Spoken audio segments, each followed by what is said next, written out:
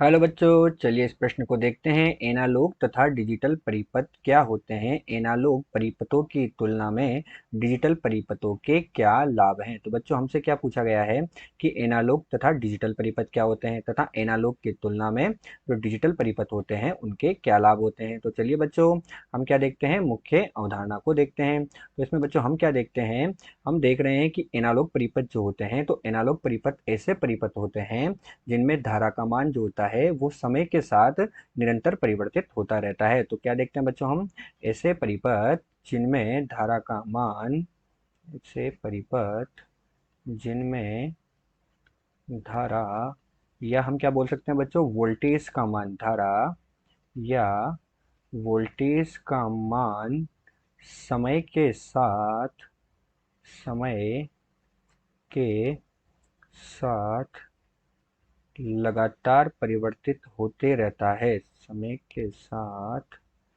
लगातार परिवर्तित होता है।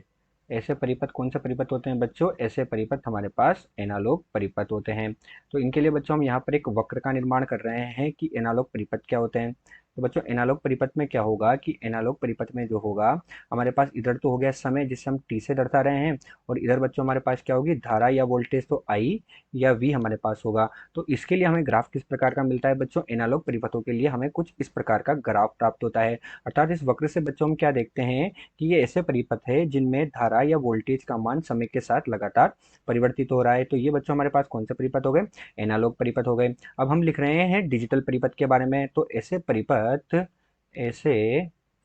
परिपथ जिनमें जिनमें धारा या वोल्टेज का मान समय के साथ, धारा या वोल्टेज का मान समय के साथ लगातार परिवर्तित नहीं होता, लगातार परिवर्तित नहीं होता,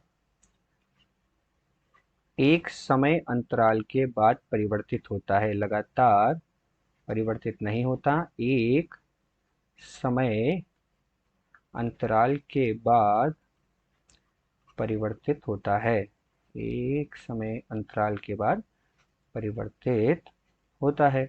तो बच्चों ऐसे परिपथ कौन से परिपथ होंगे? ऐसे परिपथ हमारे पास डिजिटल परिपथ होंगे। कौन से परिपथ होंगे बच्चों?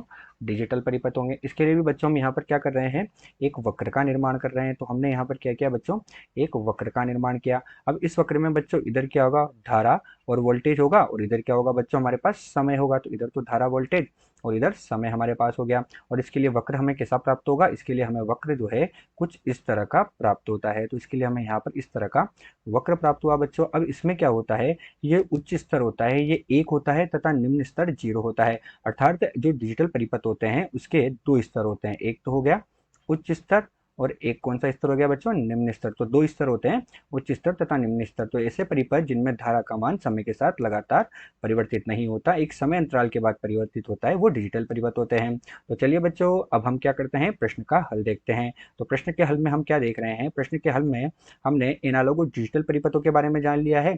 अब हम क्या जानना चाहते हैं कि डिजिटल परिपथों के एनालॉग परिपथों की तुलना में क्या लाभ है। तो बच्चों अब यहाँ पर हम इनके लाभ लिखेंगे।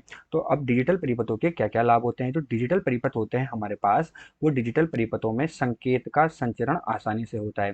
किसका संचरण बच्चों? संकेत का संचरण आसानी से होता है। तो हमने लिख दिया यहाँ पर संचरण आसानी से होता है। दूसरा लाभ क्या होता है बच्चों, जो डिजिटल परिपथ होते हैं, वो डिजिटल परिपथ जो होते हैं उनमें जो शोर होता है अर्थात नॉइस जो होता है वो क्या होता है, कम होता है। तो क्या होता है, शोर कम होता है, शोर कम होता है।